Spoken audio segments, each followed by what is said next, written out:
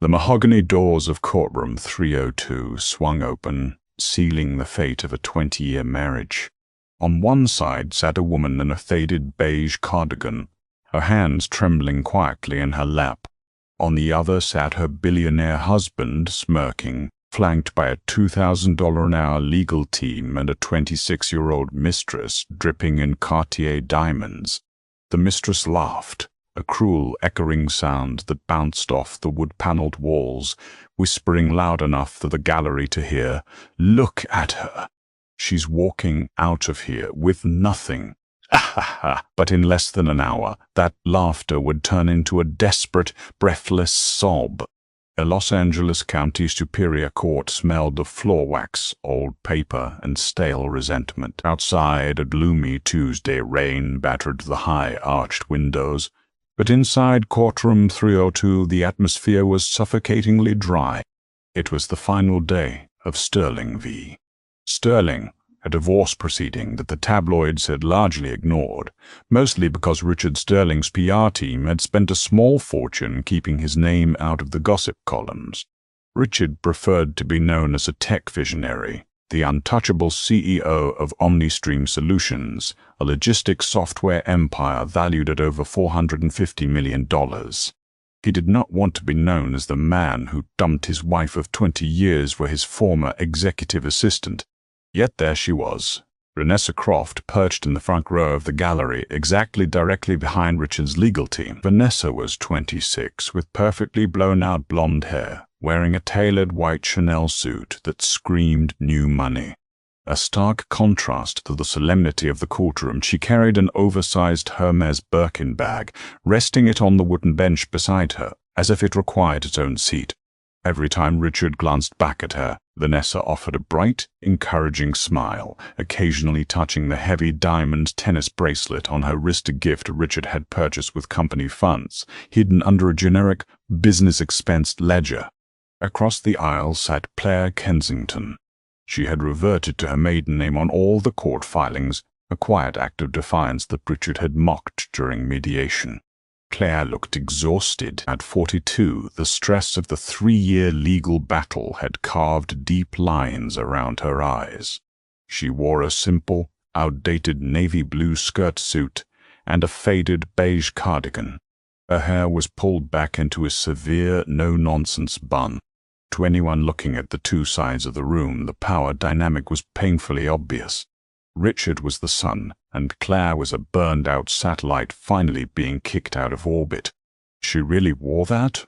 Vanessa whispered loudly to her friend, a fellow socialite she had brought along for moral support, or rather to witness her triumph. She looks like a substitute math teacher.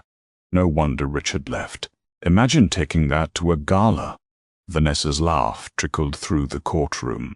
It was a sharp, mocking sound. Claire heard it. She didn't turn around. She merely tightened her grip on the cheap plastic pen in her hand, staring straight ahead at the empty judge's bench. Beside her sat Arthur Pendleton, a 60-something attorney who wore rumpled tweed suits and had a penchant for chewing on the end of his glasses. Arthur wasn't a celebrity divorce lawyer. He operated out of a modest office in Pasadena. Richard's lawyer, the slick and aggressive Gregory Hayes, had practically laughed Arthur out of the room during their first deposition. "Don't let her get to you, Claire," Arthur murmured, his voice a low, gravelly hum. He didn't look up from his disorganized pile of manila folders. "Let them have their fun. Pride comes before a rather steep fall." "I just want this to be over, Arthur," Claire said, her voice barely above a whisper. "I'm so tired. He's hidden everything. The offshore accounts, the shell companies. Hayes is going to convince the judge that OmniStream is entirely his." "Let Hayes try," Arthur replied, finally looking up. A strange, sharp glint caught in his pale blue eyes. "Mr. Hayes is playing checkers. He doesn't realize we aren't even playing on the same board." The bailiff barked. "All rise." Judge Mary Carmichael entered the courtroom. Known for her zero-tolerance policy for legal theatrics, Judge Carmichael was a formidable presence. She adjusted her robes, sat down heavily, and peered over her reading glasses at the two tables. "Be seated," Judge Carmichael ordered, her voice echoing in the cavernous room. "Let's conclude this. We are here for final arguments and the evidentiary hearing regarding the division of assets, specifically the ownership and valuation of OmniStream Solutions. Mr. Hayes, your client, is the petitioner. You may proceed." Gregory Hayes stood up, buttoning his custom-tailored Tom Ford suit. He radiated the kind of arrogant confidence that cost $1,000 a minute. He walked over to the podium, placing his iPad down with a crisp thud. "Thank you, Your Honor," Hayes began, projecting his voice so it resonated perfectly. "For the past 3 days we have established a very clear narrative. Richard Sterling is a self-made man. He is the architect, the engine, and the sole visionary behind OmniStream Solutions. He built this company from a mere concept into a $500 million enterprise through relentless 80-hour work weeks, unparalleled business acumen, and his own separate, independent investments." Hayes paused, turning slightly to cast a pitying look toward Claire. "My client has always been generous. He offered Miss Kensington a very fair settlement of $5 million and the house in Galapagos. But she refused. She sits before you today, Your Honor, demanding 50% of a company she had absolutely no hand in creating. During the years OmniStream was taking off, Ms. Kensington was unemployed. She did not attend board meetings. She did not write code. She did not secure venture capital. She stayed home." In the gallery, Vanessa nodded emphatically, whispering to her friend, "Exactly. A total freeloader. Furthermore," Hayes continued, his tone turning sharp, "we have provided financial records proving that the initial seed money for OmniStream Solutions, Incorporated in 2012, came from a personal loan my client secured through his own independent connections, using collateral acquired after the couple had already emotionally separated. Therefore, under California law, while they were legally married, the asset of OmniStream is solely the property of Richard Sterling. Miss Kensington is entitled to her half of the marital home and standard alimony, nothing more." Hayes returned to his seat with a smug expression. Richard leaned over and patted his lawyer on the back. It was a performance designed to crush Claire entirely, to paint her as a greedy opportunist trying to cash in on a brilliant man's hard work. Judge Carmichael made a note on her legal pad. "Mr. Pendleton, your witness. Are you calling Mr. Turning back to the stand, Arthur Pendleton stood up slowly. He brushed a speck of dust off his tweed lapel, picked up a single, shockingly thin manila folder, and ambled toward the center of the room. "Yes, Your Honor. I'd like to ask Mr. Sterling a few more questions." Richard Sterling strode to the witness stand with the air of a man walking a red carpet. He swore the oath with a practiced, trustworthy smile and settled into the wooden chair, crossing his legs so his expensive Italian leather loafers were visible. He looked completely unbothered. Why wouldn't he be? His legal team had meticulously scrubbed his financial history. They had buried his assets in complex trusts and offshore LLCs. He knew Claire couldn't afford forensic accountants capable of untangling the web he had built over the last decade. "Good morning, Mr. Sterling," Arthur began, leaning heavily on the wooden podium. "I want to clarify a few things from Mr. Hayes' brilliant opening statement. You claim you built OmniStream solely through your own efforts, correct?" "That is absolutely correct," Richard said smoothly. "I had the vision. I executed it. And your wife, forgive me, your soon-to-be ex-wife, Claire, what was her role in the year 2012 when the company was founded?" Richard let out a soft, patronizing sigh. "Claire was struggling with her direction. She was at home.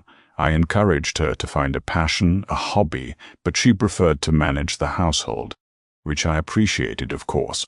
But she had no involvement in my professional life." "I see," Arthur said, flipping open his thin folder. "You stated earlier that the initial seed money to rent the first server space, hire the first 2 freelance coders, and officially file the LLC was $50,000. Is that correct?" "Yes. It was a lean startup." "And where did that $50,000 come from, Mr. Sterling?" "Just to remind the court, As my lawyer stated, it was a personal loan from a private investor who believed in my vision. A man named Thomas Harding, Richard corrected himself smoothly, maintaining eye contact with the judge. He's unfortunately passed away since then, but the promissory note was submitted into evidence. Arthur nodded slowly, pacing a few steps away from the podium. Yes, the late Mr. Harding. Very convenient. Very tragic. Let's talk about the year 2008, Mr. Parr. Sterling, 4 years before OmniStream. Gregory Hayes stood up immediately. Objection, Your Honor. Relevance. The company was founded in 2012. 2008 is entirely outside the scope of this asset valuation. I assure you, Your Honor, it is highly relevant to the origin of the funds, Arthur countered mildly. Judge Carmichael frowned. I'll allow it for now, Mr. Pendleton, but get to the point quickly. Thank you, Your Honor, Arthur said. Mr. Sterling, in 2008, the financial markets crashed. What was your occupation at that time? Richard's jaw tightened infinitesimally. The smooth veneer cracked just a fraction. I was working in real estate development. Things took a downturn. A downturn? Arthur chuckled tryly. Mr. Sterling, according to the bankruptcy filings I have right here, you lost everything. You owed over $2 million to various creditors.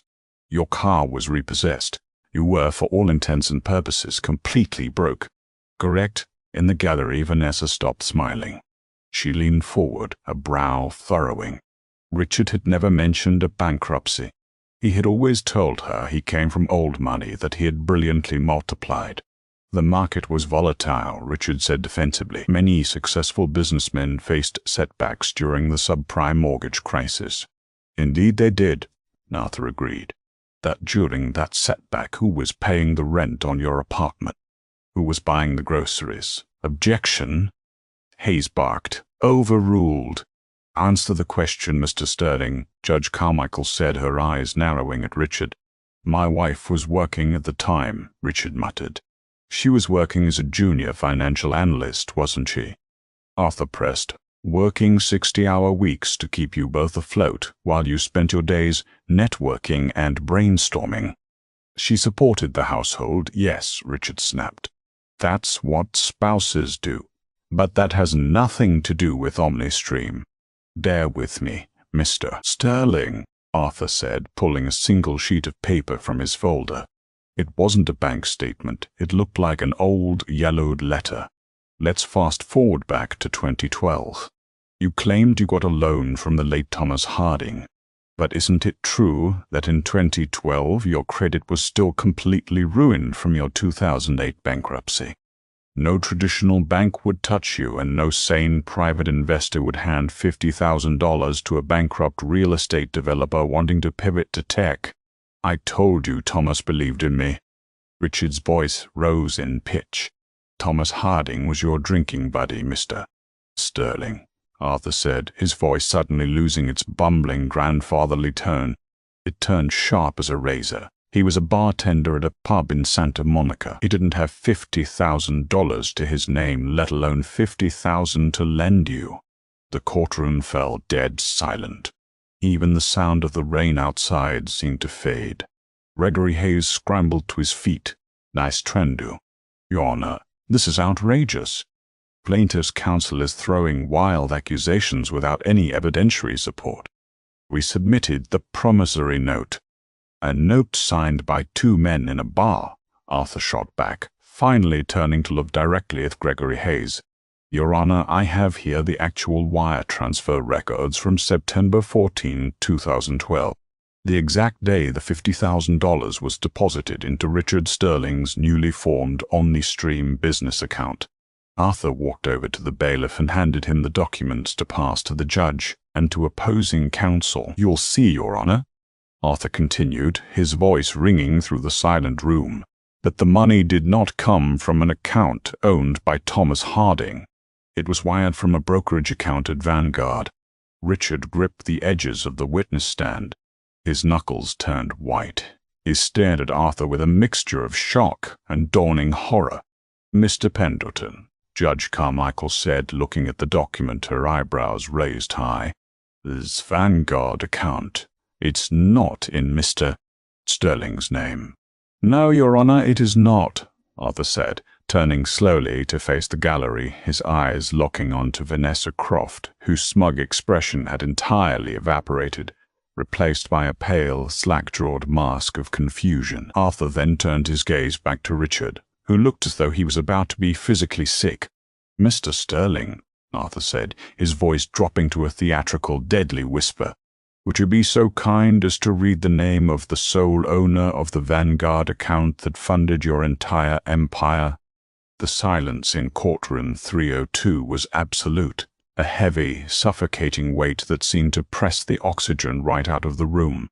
Outside, the steady drum of the Los Angeles rain against the high-arched windows was the only sound. Richard Sterling's impeccably tanned face had drained of all color, leaving him with a sickly, grayish pallor. He stared at the single sheet of paper Arthur Pendleton had placed on the ledge of the witness stand, as if it were a venomous snake uncoiling before him. His jaw worked silently, the muscles ticking beneath his skin, but no words came out. I can repeat the question, Mr. Sterling, Arthur said, his voice mild, though his pale blue eyes were sharp and unyielding. Could you please read the name of the sole owner of the Vanguard account that initiated the wire transfer on September 14, 2012? Gregory Hayes, sensing the ground collapsing beneath his $2,000 loafers, leaped to his feet, knocking his expensive leather chair backward. Your Honor, I must strenuously object. This is trial by ambush. Plaintiff's counsel has produced a document that was entirely absent from discovery. We have had no time to authenticate this so-called wire transfer record. It is prejudicial and inadmissible.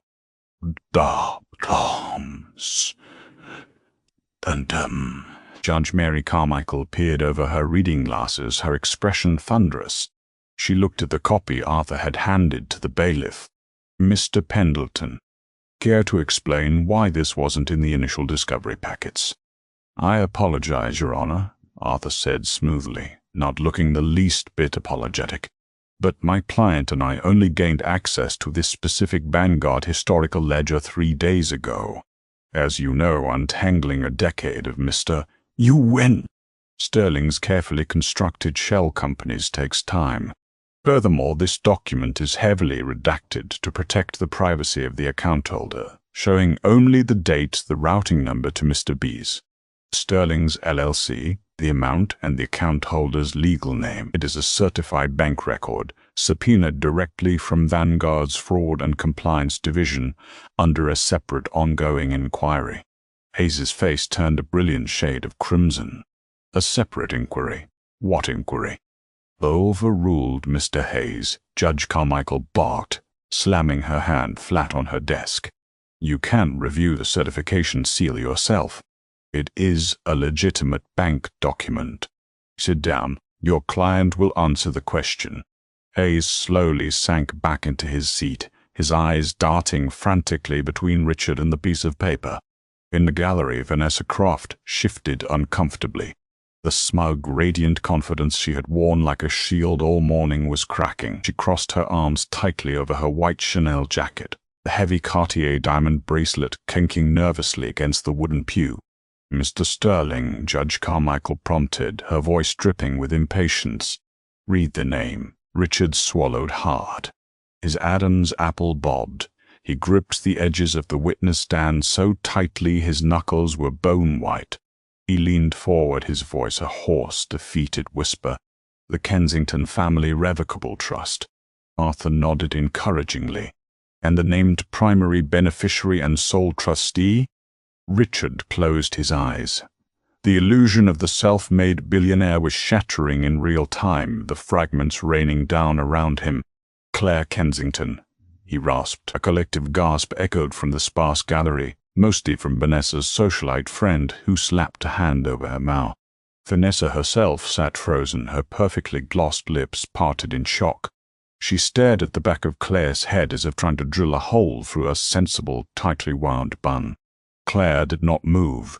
She sat perfectly straight in her faded beige cardigan, her hands folded neatly in her lap, her eyes fixed on the empty space directly in front of her.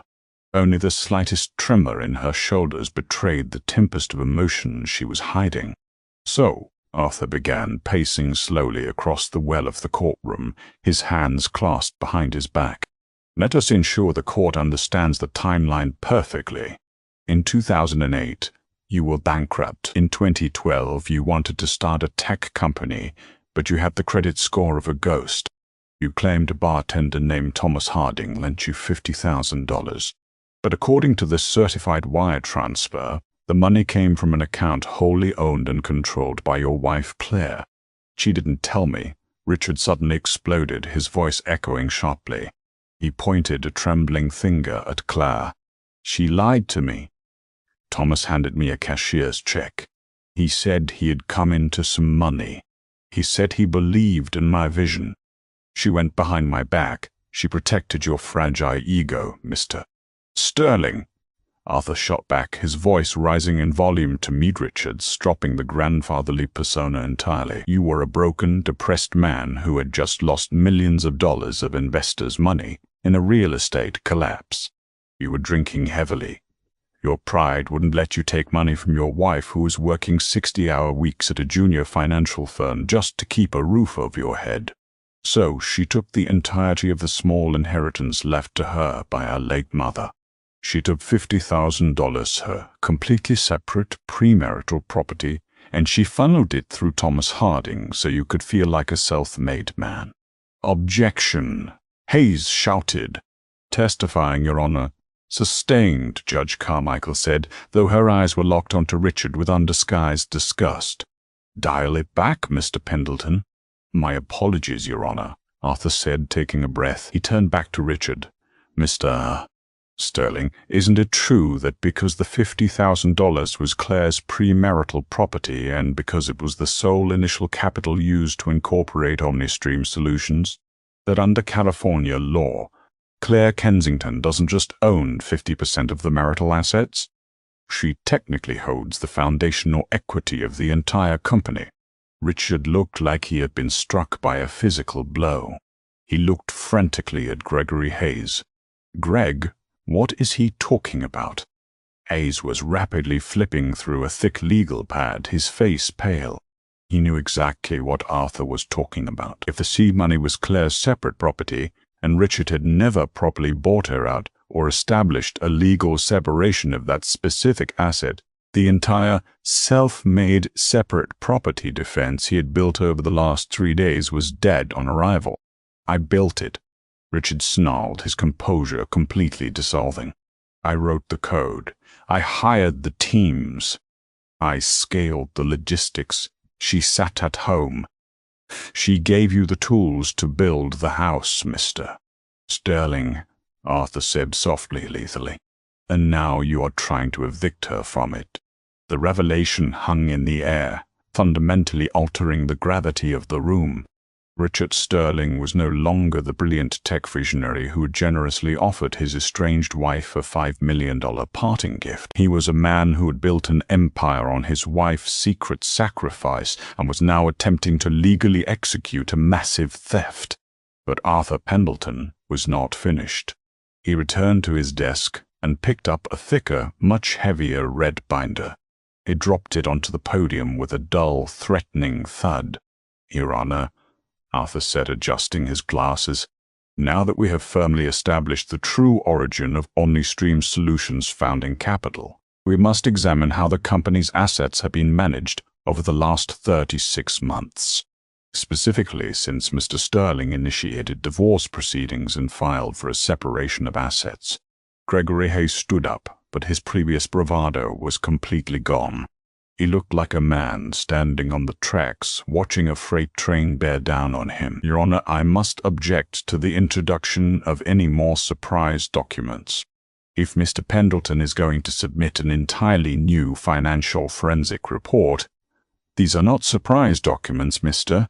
Hayes," Arthur interrupted calmly. "These are OmniStream's own corporate tax filings and expense ledgers which your firm provided to us during the initial discovery phase. We simply looked at them a little closer. Judge Carmichael waved a hand dismissively at Hayes. "Sit down, Counselor. I want to hear this." Arthur opened the red binder. "Mr. Sterling, you are the CEO of OmniStream, correct?" "Yes," Richard muttered, his eyes glued to the binder. "And as the CEO of a company valued at over $400 million, you have a fiduciary duty to manage the company's funds responsibly, especially since we have just established that your wife holds a significant, if not majority, equitable claim to the company." "Correct. I run the company perfectly," Richard snapped, a desperate edge of defiance creeping back into his voice. "Our quarterly earnings are up 20%. I'm sure they are," Arthur agreed. "Let's turn to page 42 of the corporate expense ledger for the fiscal year 2024.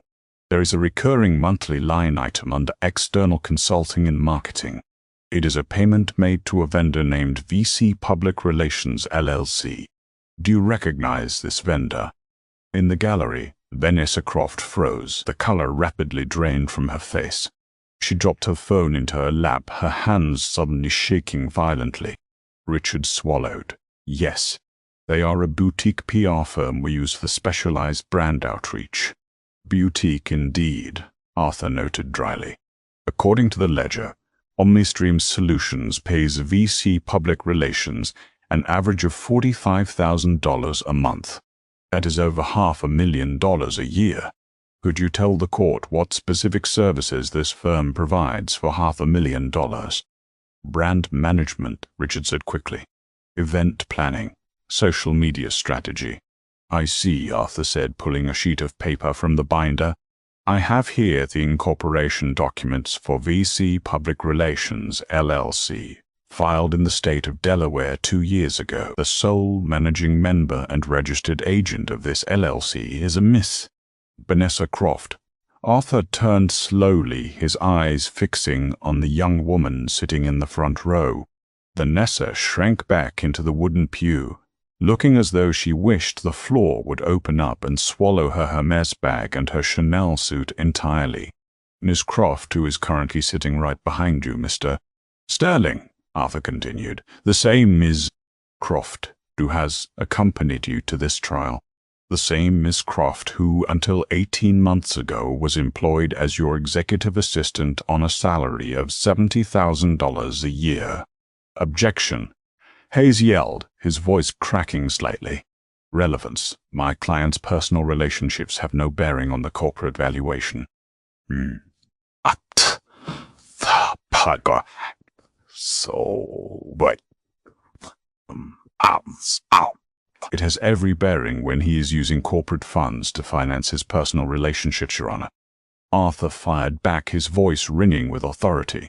"Mr. Sterling has been funneling company money that belongs to the marital estate, money that stems from Claire Kensington's initial investment into a dummy corporation to pay for his mistress's lavish lifestyle."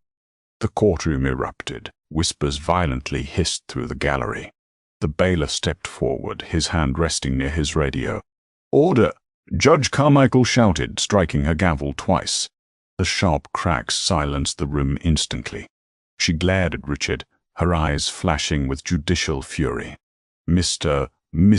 Sterling, did you authorize payments of $45,000 a month to a company owned by your romantic partner?" "She provided real services," Richard stammered, panic finally breaking through his carefully curated facade. Sweat was beading on his forehead, ruining his expensive blowout. "She consulted. She organized galas." "Galas?" Arthur asked, flipping a page. "According to the bank statements associated with VC Public Relations, which we subpoenaed legally, Mr. Fern." Hayes, no need to object. The funds from OmniStream were immediately transferred to personal accounts. They were used to purchase a lease on a penthouse apartment in West Hollywood. They were used at Cartier, Tiffany & Co. and luxury car dealerships. Not a single dollar was spent on corporate event space or marketing materials. Arthur leaned heavily on the podium, his voice dropping to a deadly quiet register that carried to every corner of the room. "You didn't just try to steal your wife's company, Mr. Sterling. You actively embezzled from it. You committed corporate fraud to buy diamond bracelets for a 26-year-old woman, while simultaneously standing in this courtroom trying to force the woman who saved you from bankruptcy to live on alimony and table scraps. Gregory Hayes slowly put his pen down. He stared at his legal pad. He was no longer thinking about how to win the divorce settlement. He was calculating his own firm's liability for unknowingly submitting fraudulent financial documents to a superior court judge. He was a divorce attorney, not a white-collar criminal defense lawyer. He subtly shifted his chair an inch away from Richard. Vanessa Croft suddenly stood up. Her face was chalk white. "I need to go," she whispered loudly. She grabbed her oversized Birkin bag, nearly tripping over her friend's feet in her haste to reach the aisle. "Sit down, Miss Croft," Judge Carmichael commanded. The tone of her voice was absolute zero. "Nobody is leaving this courtroom until I say so. The bailiff will lock the doors." The heavy mahogany doors at the back of the courtroom clicked shut with a sound like a vault ceiling. Vanessa collapsed back onto the wooden bench, burying her face in her hands. The mocking laughter that had echoed through the halls an hour earlier was completely gone, replaced by a suffocating, terrifying reality. Richard Sterling sat frozen in the witness chair. The smug, untouchable CEO was gone.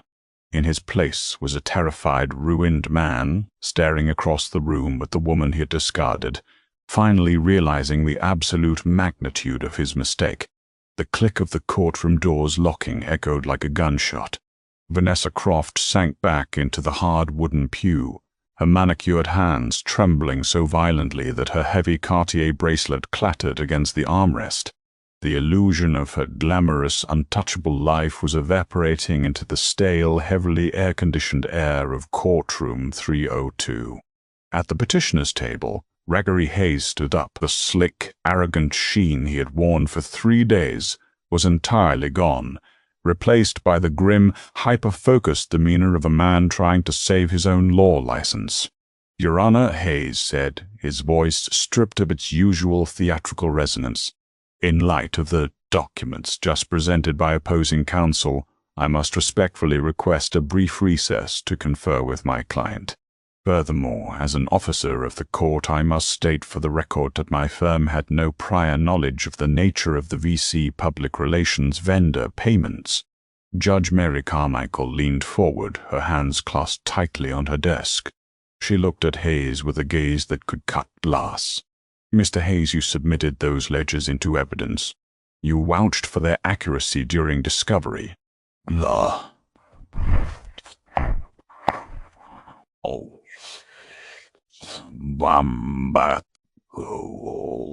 Under the presumption that my client provided truthful corporate records, Your Honor," Hayes countered quickly, throwing a furious sidelong glare at Richard.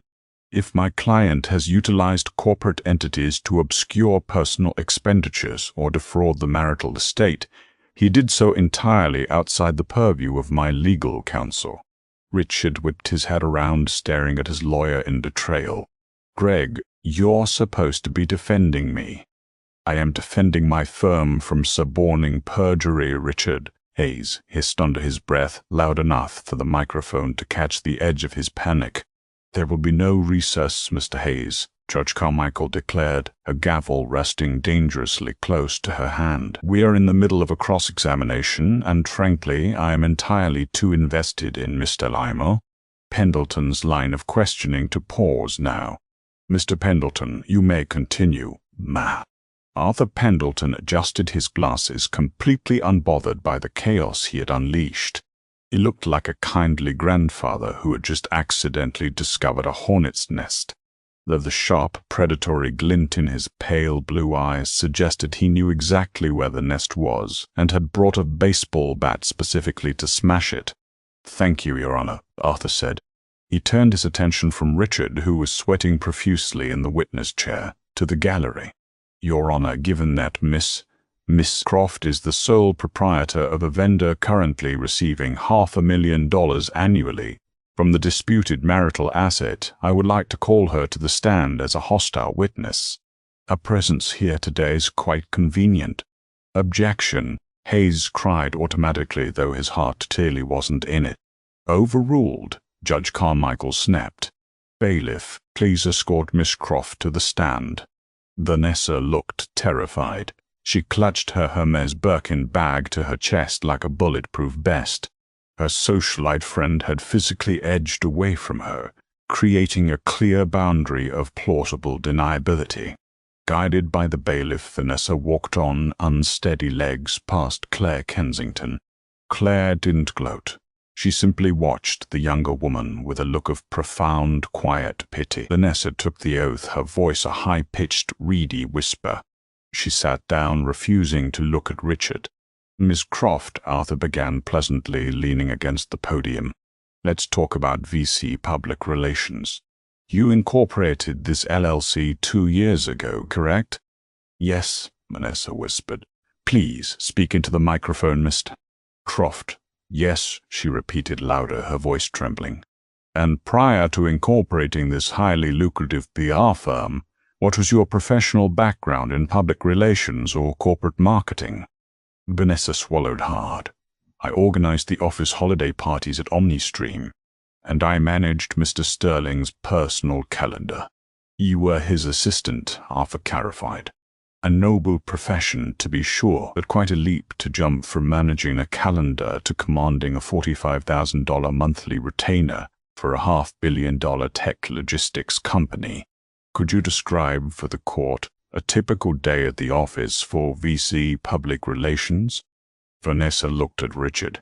Richard's eyes were wide, silently pleading with her to stick to the script they had rehearsed in their West Hollywood penthouse. But Vanessa wasn't looking at a billionaire anymore.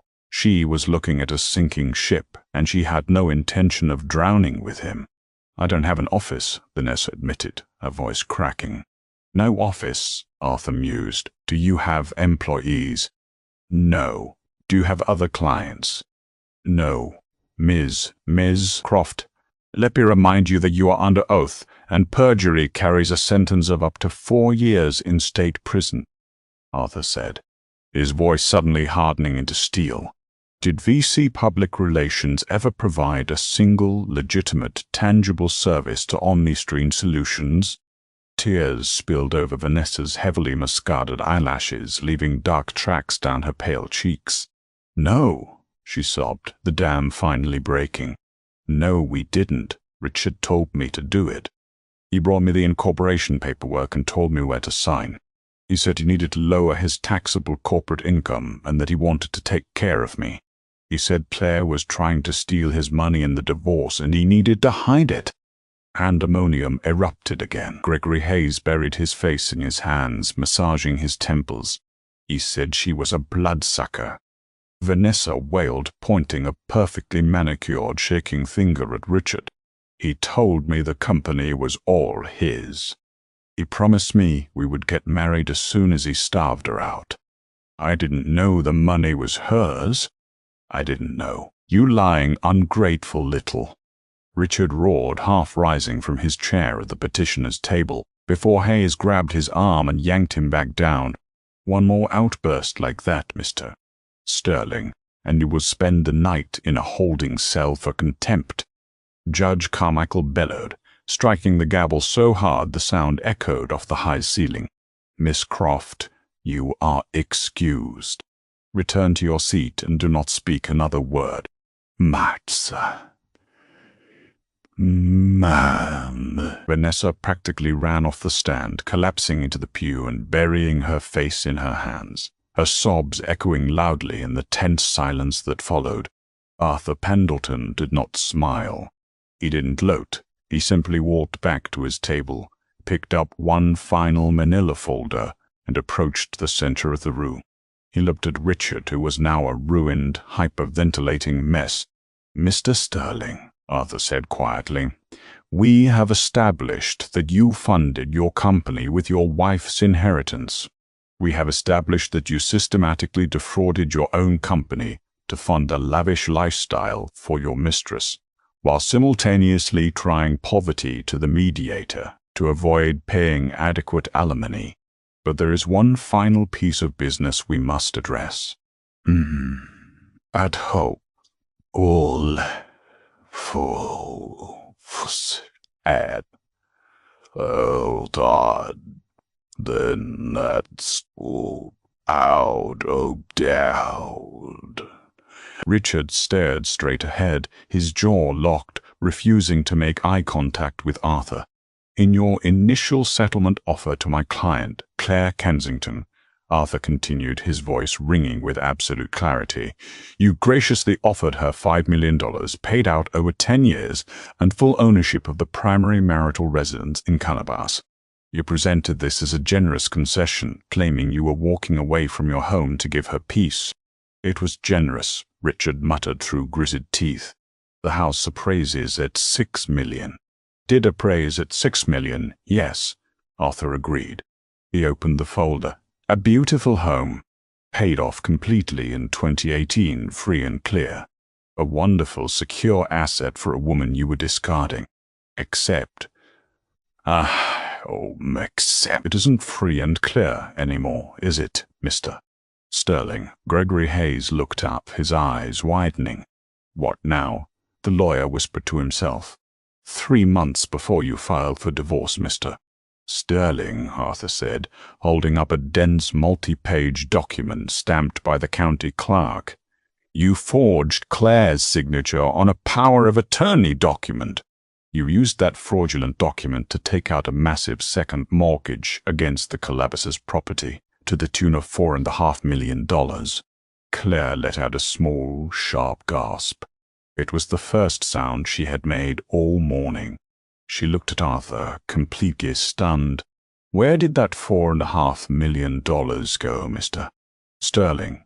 Arthur pressed, stepping closer to the petitioner's table. It didn't go into the joint checking account. It didn't go into OmniStream. Richard said nothing. His breathing was shallow and rapid. I'll tell the court where it went, Arthur announced, turning to Judge Carmichael. It was wired in 3 separate tranches to an offshore account in the Cayman Islands registered to a shell company named RC Holdings. Richard and Troft Holdings, I presume. You weren't giving Claire a $6 million asset, Mr. Sterling. You were handing her a $4.5 million debt bomb while you planned to sail off with the extracted equity. Judge Carmichael took off her reading glasses. She rubbed the bridge of her nose, her expression one of utter, profound revulsion.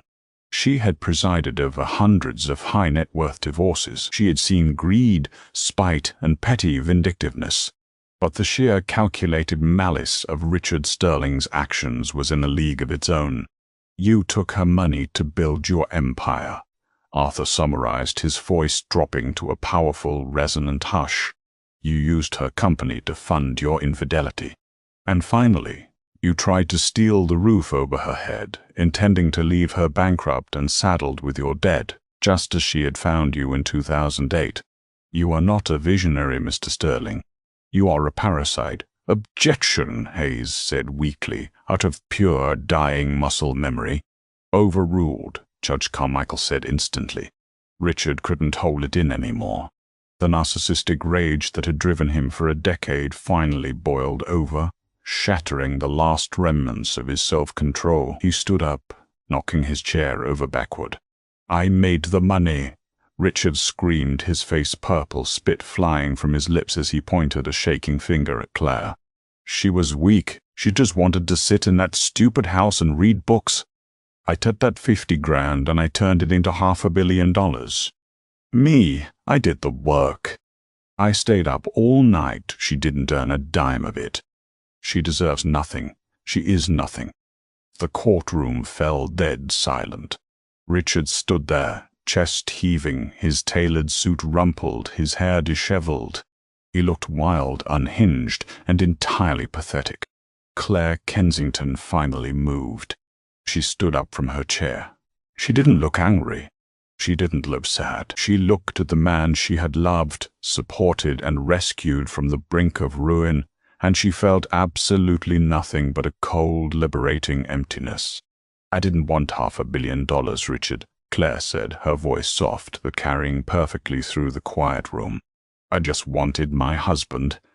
But since you decided to be a CEO instead of a partner, I think it's only fair I take my initial investment back. With interest, She sat back down, folding her hands in her lap, her faded beige cardigan looking more regal in that moment than Vanessa's ruined Chanel suit ever could. Judge Carmichael picked up her gavel. The evidentiary phase of this trial is concluded. Court is in recess until tomorrow morning at 9 a.m., at which time I will deliver my final ruling.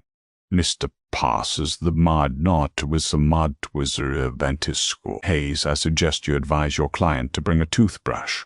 Given the overwhelming evidence of financial fraud, forgery, and perjury presented today, I will be forwarding these transcripts to the district attorney's office immediately upon adjourning.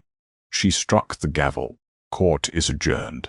The morning sun sliced heavily through the high arched windows of courtroom 302. A stark and vibrant contrast to the dreary, weeping rain from the day before. The mahogany benches gleamed in the natural light, but the atmosphere inside the room remained as heavy and suffocating as lead. Richard Sterling sat hunched at the petitioner's table. He looked as though he hadn't slept in a month. His usually immaculate, salon-styled hair was flat and greasy, his custom-tailored suit wrinkled from nervous sweating. Gregory Hayes sat beside him, maintaining a rigid, icy professional distance. The lawyer's briefcase was already packed and snapped shut, his posture that of a man preparing for a swift, immediate, tactical retreat. Notably absent from the front row of the gallery was Vanessa Croft. Her designated seat remained empty, the ghost of her mocking, cruel laughter now replaced by the grim, silent reality of impending subpoena. Across the aisle, Claire Kensington sat quietly next to Arthur Pendleton. She wore a tailored, soft gray suit, a subtle but deliberate, powerful departure from the faded beige cardigan she had worn the previous 3 days. She looked rested. She looked at peace. The nervous tremor in her hands was completely gone. "All rise," the bailiff announced, his voice slicing through the thick tension. Judge Mary Carmichael took her seat at the elevated bench. She did not bother with morning pleasantries. Her face was set in stone. She opened her thick leather-bound folder, adjusted her reading glasses, and looked directly down at Richard. This court has spent the entirety of yesterday evening reviewing the voluminous financial records, forensic accounting reports, and the rather illuminating testimony provided during yesterday afternoon's session. Judge Carmichael began, her voice echoing with absolute, unforgiving authority. "In my 22 years on the bench, I have rarely encountered such a blatant, malicious, and meticulously orchestrated attempt to defraud a spouse." Richard stared blankly at his hands, his knuckles turning white as he gripped the edge of the heavy wooden table. "Mr. Sterling," the judge continued, her tone sharp enough to draw blood, "your petition for a disproportionate separation of assets is unequivocally denied. Your central claim that OmniStream Solutions is your sole separate property is not only factually incorrect, it is legally absurd. The foundational capital of $50,000 was definitively traced directly to the Kensington Family Revocable Trust under the law of this state, as that capital was separate property commingled into a business entity without a formal, legally binding buyout agreement, and given your egregious, documented breach of fiduciary duty to the marital estate, the court finds that Claire Kensington is the rightful legal owner of 60% of the equity in OmniStream Solutions. A collective jagged breath left the sparse room. Richard's head snapped up, his eyes wide, bloodshot, and filled with absolute horror. 60%. He was no longer the controlling shareholder of his own multi-million-dollar empire. He was a minority owner, legally bound to answer to the very woman he had tried to destroy. "But we are not finished," Judge Carmichael stated coldly, raising a hand to silence Richard before he could even open his mouth. "Regarding the primary marital home in Calabasas, given the irrefutable documented evidence of a forged power of attorney, this court orders the immediate sale of the property. However, the entirety of the $4.5 million debt fraudulently secured against it will be assigned solely and exclusively to you, Mr. Sterling. Ms. Kensington will receive her half of the home's unencumbered appraised value in cash, paid directly from your remaining 40% stake in OmniStream. Arthur Pendleton offered a small, highly satisfied nod, adjusting his tweed lapel. Claire maintained her quiet, composed expression, though a visible heavy weight seemed to physically lift from her shoulders. Finally, Judge Carmichael said, closing her folder with a definitive, cracking snap, "There is the matter of the $540,000 embezzled through VC public relations. I am ordering full, immediate restitution of those funds to the OmniStream corporate accounts. Furthermore, as I promised yesterday, I have forwarded the full transcripts of these proceedings along with the certified Vanguard wire transfers and offshore banking records to the Los Angeles County District Attorney's Office." Richard let out a choked, desperate sound resembling a drowning man. He grabbed Gregory Hayes by the arm. "Greg, do something. You have to file an appeal. You have to stop this." Hayes slowly, deliberately peeled Richard's fingers off his expensive suit jacket. "My retainer covered the divorce proceedings, Richard, which are now officially concluded. My firm does not handle criminal defense, and frankly, after the massive liability you exposed us to yesterday, I wouldn't represent you if you paid me in solid gold." Hayes picked up his briefcase, turned his back on his former client, and walked down the aisle and out the double doors without another word. "Your Honor, please," Richard begged the bench. "The company will tank if I'm not running it. You are no longer my concern, Mr. Sterling." Judge Carmichael interrupted, her tone completely devoid of sympathy. "In fact, I received a phone call from the DA's white-collar crime division at 8 o'clock this morning. They have already moved to freeze your personal accounts, including the offshore holding company in the Cayman Islands, pending a criminal indictment for grand theft, forgery, and corporate fraud. I am told Miss Croft is currently cooperating fully with their investigators in exchange for leniency." Richard collapsed back into his chair, utterly defeated, the fight completely draining out of him. His mistress had turned state's evidence. His assets were frozen. His company belonged to his wife. The house of cards hadn't just collapsed. It had burst into flames, leaving him with nothing but ashes. This divorce is granted. Court is adjourned. Thus done. The gavel fell with a resounding crack, finalizing the absolute destruction of Richard Sterling. Claire stood up slowly. She picked up her modest leather handbag. She didn't gloat, nor did she spare a single backward glance at the ruined, broken man weeping quietly at the petitioner's table. "Shall we, Claire?" Arthur asked, a gentle, victorious smile touching his lips. "Yes, Arthur," Claire replied, her voice steady, clear, and ringing with newfound authority. "I believe I have an emergency board meeting to schedule." As Claire Kensington walked down the center aisle, the heavy mahogany doors swung open for her. She stepped out of the suffocating courtroom and into the bright, sunlit hallway, leaving the wreckage of her past firmly behind her, ready to take her rightful place at the head of the table. The story of Claire and Richard is a powerful, dramatic reminder that the truth always leaves a paper trail, no matter how deeply you try to bury it. Richard thought he could easily discard the woman who quietly built his foundation, blinded by his own towering arrogance and the glittering distraction of a younger mistress. He fatally mistook Claire's quiet support for weakness and her patience for ignorance. But in the end, true power doesn't need to shout from a witness stand or wear heavily funded, stolen diamonds. Sometimes the most devastating checkmate comes from the exact person you underestimated the most. If you enjoyed this intense courtroom drama and loved seeing the ultimate karma unfold, make sure to hit that like button. Share this video with anyone who loves a brilliant plot twist. And don't forget to subscribe to the channel for more incredible, true-to-life stories of justice, revenge, and redemption. Let us know in the comments what you thought of Claire's brilliant lawyer.